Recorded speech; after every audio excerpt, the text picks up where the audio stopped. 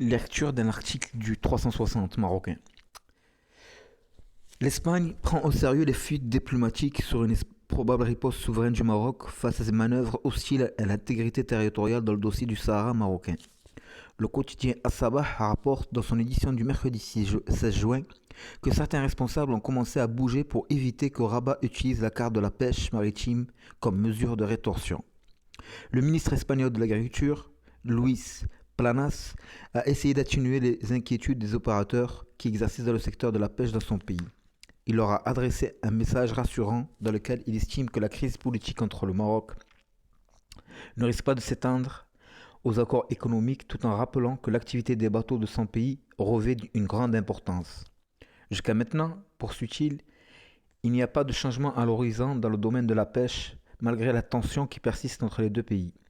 Dans une déclaration à la presse, le ministre espagnol a indiqué que l'UE et l'Espagne veulent entretenir d'excellentes relations avec le Maroc dans un cadre de respect mutuel.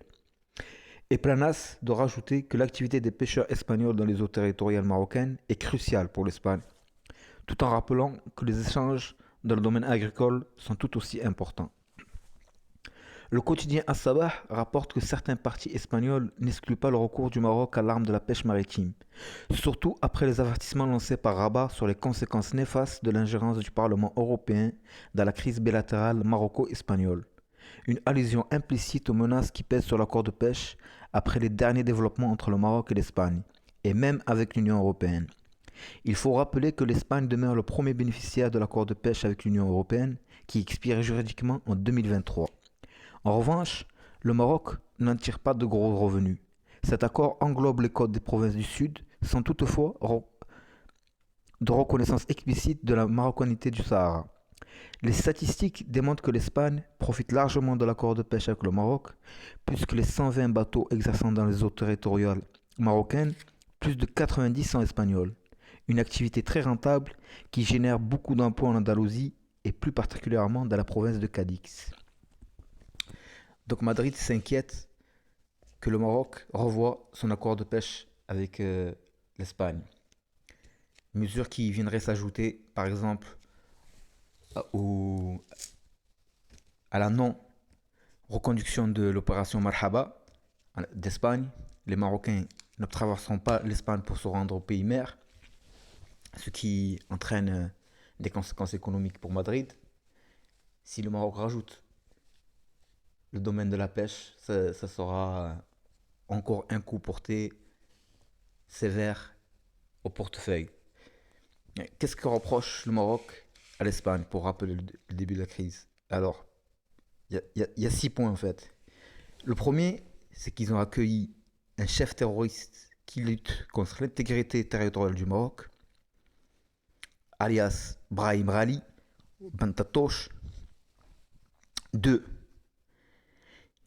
Son accueil sans même en prévenir le Maroc. C'est-à-dire, non seulement tu accueilles un terroriste, qui tu sais contre ton ami et voisin, mais en plus tu l'accueilles, entre guillemets, en cachette. Ce qui est doublement grave. Troisièmement,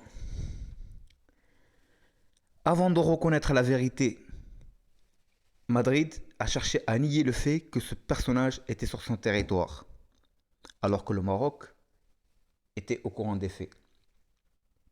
Ce qui rend la crise triplement grave.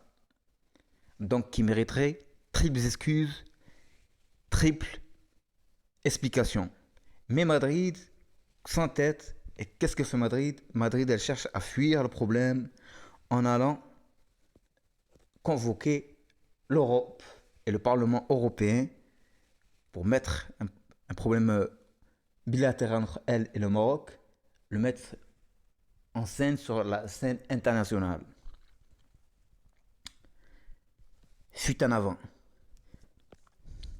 Sans compter que dernièrement, on assiste à un petit ressenti anti-marocain en Espagne, avec un fait divers qu'il y a eu à Murcie, un jeune homme de 39 ans qui est décédé, qui a été abattu par un Espagnol. Pourquoi? Parce qu'il était marocain. Ajoutant à cela que l'Espagne se montre pas très claire sur ses positions concernant le Sahara marocain. Euh, voilà, autant de faits qui montrent que Madrid est perdu. Madrid a perdu le nord, a perdu le sud. Elle ne sait plus comment se comporter avec le Maroc.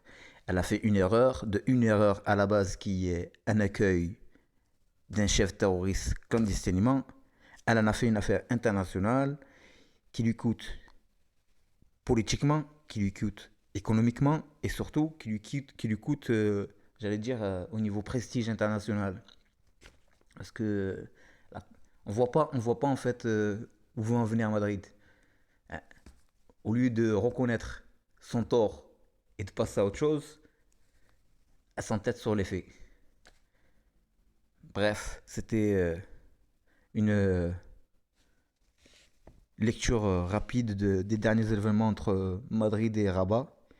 Et malheureusement, on constate que pour l'instant, Madrid ne semble pas être très pressé pour revenir sur de bons rails. Salutations distinguées.